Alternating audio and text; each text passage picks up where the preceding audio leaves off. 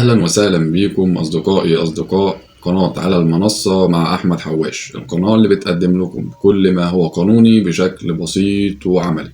كلنا طبعا بنواجه مواقف قانونية في يومنا العادي، وممكن يضيع حقنا عادي بسهولة لأنك ببساطة ما تعرفوش وما تعرفش هتتصرف ازاي. في الفيديو بتاعي النهاردة هكلمك عن 10 حقوق أساسية لازم تكون موجودة عند كل مواطن مصري علشان يقدر يحمي نفسه بيها.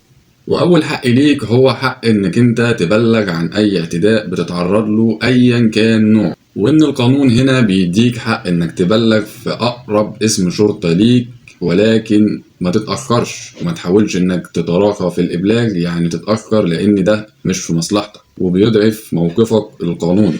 وتاني حق انك تعرف ايه هي اسباب القبض عليك. لو حصل وتم القبض عليك فالقانون هنا بيلزم اي جهة شرطية بانها تعرفك ايه هي اسباب القبض ده، وده حقك بموجب الدستور والقانون. وتالت حق هو حقك في كتابة عقد إيجار واضح. لو بتأجر أي محل أي شقة أي مكان، إيه هو حقك في إنك تكتب عقد إيجار واضح ومكتوب ومحدد المدة ومحدد بكل تفاصيله علشان ما تقعش في مشكلة قانونية. رابع حق وهو حقك في التظلم في القرارات أو المخالفات اللي بتصدر ضدك، ولو شايف إن ده قرار أو مخالفة ظالمة تقدر إنك أنت تتظلم فيها، ولكن خلي بالك كل تظلم وبيكون ليه مواعيد معينة على حسب الإجراء اللي اتاخد ضدك، فلازم تكون على اطلاع بالمواعيد دي علشان تضمن حق. خامس حق وهو حقك في فسخ العقود في حال تعرضك لأي ظروف طارئة وخارجة عن إرادتك، يعني لا قدر الله لو قابلتك أي ظروف كارثية أو كبرى زي الكوارث الطبيعية أو الأزمات الكبيرة، فمن حقك هنا إنك تطلب فسخ أي تعاقد والقانون بيضمن لك ده.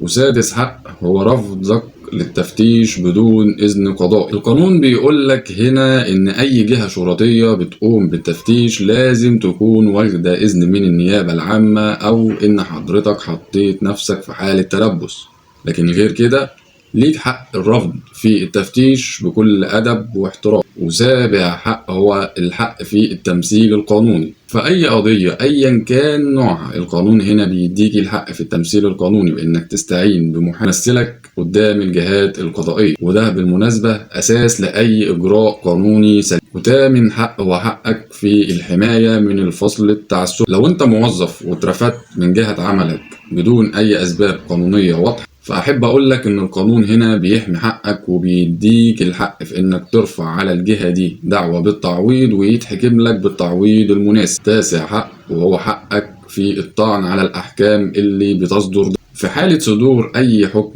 ضدك، فمن حقك إنك تطعن عليه، ولكن خلي بالك إن في مواعيد معينة لازم تكون على علم بيها علشان ما يضيعش حقك. واخيرا حقك في الخصوصية. عايز اقول لك ان القانون بيحمي حياتك الشخصية وبرضه معلوماتك الشخصية من اي انتهاك وتعدي، ولو حصل وتعرضت لاي تعدي من حقك انك ترفع قضية على اي حد يتعدى على خصوصيتك ومعلوماتك الشخصية. ودي كانت 10 حقوق اساسية لازم كل الناس تعرفها طالما موجود على ارض مصر، لان ده حقك. وخليك فاكر إن العلم بالقانون هو أول خطوة لحمايتك وحماية أسرتك. ولو استفدت من الفيديو ده ما تنساش الإعجاب والمشاركة والاشتراك في القناة علشان يوصلك كل جديد أول بأول.